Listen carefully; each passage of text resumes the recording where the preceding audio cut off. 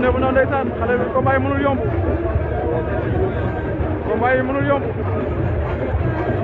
Ñaxas bu moytu lool Djiné day fàq war ndombo da ko solo day fàq moytu ko day fàq Djiné bu Ndaw da lay fàq te bu la fàqee da lay wër bërekat la saa su jàppee nga mu da lay fàq su la fàqee da nga def ab ak mënu wër la ndombo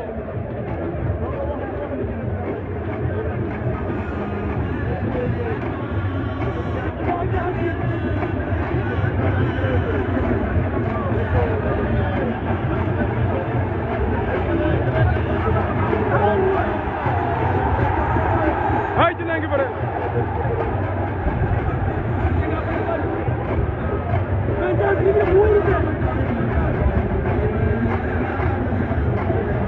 Ñaxas gi Djiné bu Ndaw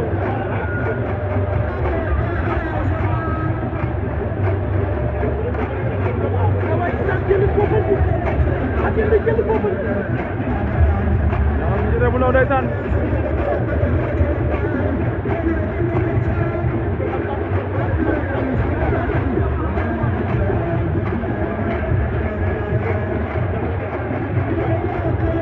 Ñaxas gi Djiné bu Ndaw ndeysaan